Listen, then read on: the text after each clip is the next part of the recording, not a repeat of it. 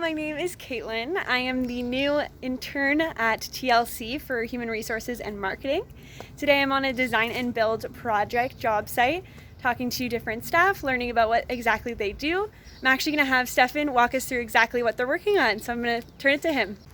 Hey guys, Stefan here at the Design and Build. We're on another beautiful job site in Wortley Village this time. So what we got going on here is a bit of demo on our first day.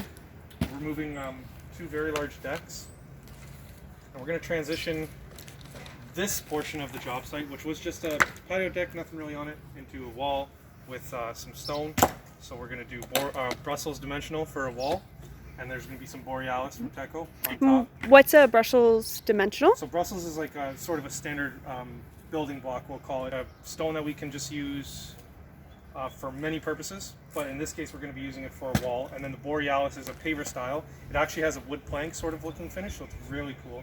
And we'll be putting that in a herringbone pattern over here. And that Brussels dimension wall is going to kind of transition. We're going to be removing this garden and taking away the old leaning stone wall that's here now and continuing with the Brussels all the way around with some plantings here and over there.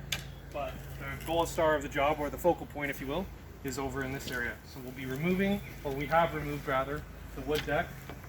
Most of it anyway, so we still have quite a bit of cleanup to do here, but there's going to be a very large pavilion.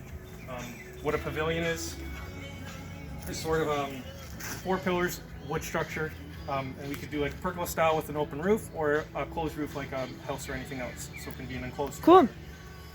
Underneath that pavilion, there will be a step up here, more Brussels with a Banis natural stone cap, really beautiful product. We're going to have a barbecue over here with a fridge underneath and a countertop space. I believe the homeowner's putting a TV in. We're going to have some steps up into his doorway, more Borealis in here as a pad, and then continuing on to another focal point, which is an outdoor wood burning kitchen. So kind of the first time I've done it, but it'll be prefab unit, so that just means that we're getting it in pieces and we're going to put it together that way.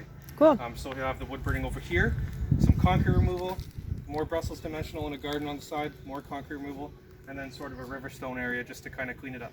And can you tell me more about the Riverstone area? Yeah, so what we have here is it's just an aggressive gout weed, very aggressive rooting weed.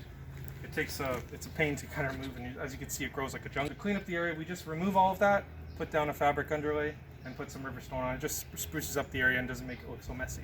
Awesome. Yeah. And then what challenges have you run into so far? So when we're looking at jobs from the design standpoint, a lot of the time we don't know what's underneath. So a really good example of that is this old concrete step that was under the deck that we found after the fact. So there's a couple ways we can handle it. You know, we could break it up, we could move it, or we could leave it depending on the height. So we kind of just adjust on the fly as we need to for stuff like that. Awesome. Well, thanks so much. Appreciate it. No problem. Take care, guys.